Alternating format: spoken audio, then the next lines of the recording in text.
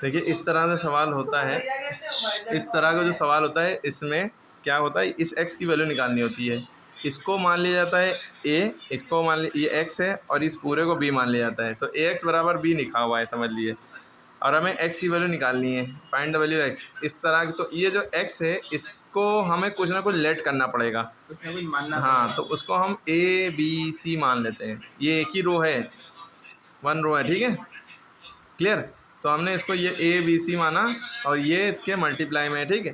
तो हमने ये इसको ऐसे लिख लिया 413 इंटू ए बी सी, और इधर इक्वल टू के बी की जो वैल्यू थी वो ये थी।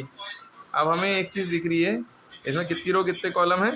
तो इसमें देखिए 1 2 3 रो हैं, एक कॉलम है। इसमें क्या था, 3 रो हैं और 3 कॉलम है, ठीक 3/3 लिखा।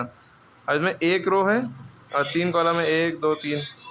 अब हम अगर यूँ यूँ कर लें तो ये हमारा ये जो बच रहा है, जब अगर हमारा ये सेम होता है तभी हम मल्टीप्लाई कर सकते हैं, और हमारा जो ये जो बचा 3/3 यानी मैट्रिक्स जो बनेगी 3/3 की बनेगी। अब हमें इन दोनों मैट्रिक्स को मल्टीप्लाई करना है, समझ लिए। तो मैट्रिक्स कैसे करते हैं, हमें ये पता चल गया 3/3 की बनेगी, 3 रो होंगे 3 कॉलम होंगे। तो हमें पता है ये जो चीज़ है ये पूरे इन तीनों से मल्टीप्लाई होगा, हमें पता है ना। तो 4 इंटू ए, ये 4a हुआ, यहाँ पर लिख लिया। इसके नीचे कोई एलिमेंट होता तो प्लस करके वो उससे वो नीचे कोई एलिमेंट ही नहीं है, एक ही रो है, दूसरा कॉलम है, दूसरी रो है ही नहीं। तो फिर ये 4b से मल्टीप्लाई होगा, लेकिन बीच में स्पेस है ना तो स्पेस दे के। फिर ये 4c से भी मल्टीप्लाई होगा, दे दिया, ओके। इसी तरह 1 जो है इन तीनों से मल्टीप्लाई होगा, 1 जब a से मल्टीप्लाई होगा तो a बचेगा, 1a था a, 1b था b, 1c था c। अब इसी तरह 3 इन तीनों से मल्टीप्लाई होगा, 3a, 3 into a 3a, 3 into b 3b, 3 into c 3c। यहाँ तक समझ में आ गया ये तीनों से मल्टीप्लाई कैसे होता है, क्लियर है। एक एक फिर इक्वल टू यहाँ पे क्या था, जो बचा था वो उतार लिया हमने, -4 8 4 और -1 2 1 और -3 6 3। अब देखिए हमसे कहा गया था कि x की वैल्यू निकालो, हमें सारी वैल्यू दिख रही है भाई। 4a को ये इसका करस्पॉन्डिंग एलिमेंट ये है, पहली रो पहला कॉलम, पहली रो पहला कॉलम। तो 4a बराबर -4 है, तो a की वैल्यू कितनी आएगी, 4 1 4 है ना, a की वैल्यू हो गई -1, ओके।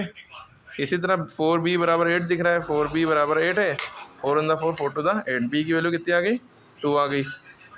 4c बराबर 4 दिख रहा है, 4c बराबर 4, 4 1 4 4 1 4, c बराबर 1 आ गया। हमें ए बी सी तीनों की वैल्यू बदल गई, लेकिन हमें x की वैल्यू निकालनी थी, वो कैसे निकलेगी। अब देखिए x की वैल्यू हमने लेट क्या की थी, ए बी सी तो लेट की थी। तो अगर हम x बराबर ए बी सी लिखेंगे तो हमारी a की वैल्यू क्या आ गई, -1, b की वैल्यू क्या आ गई 2, c की वैल्यू क्या आ गई 1।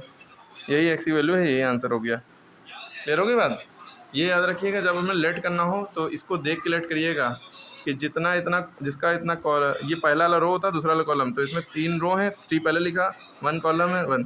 तो हमें ये इसको इस तरह से हॉरिजॉन्टल में क्यों लेट किया, क्यों 1:3 की क्यों, सॉरी 1:3 की क्यों ली, कि एक रो 3 कॉलम, क्योंकि इसकी जितने कॉलम है उसकी इतनी रो होना चाहिए, तभी आगे सॉल्व हो सकता है, ठीक है। क्लियर हो गई बात। इस तरह से और इन्हीं तीनों की वैल्यू निकाल आई, ओके। और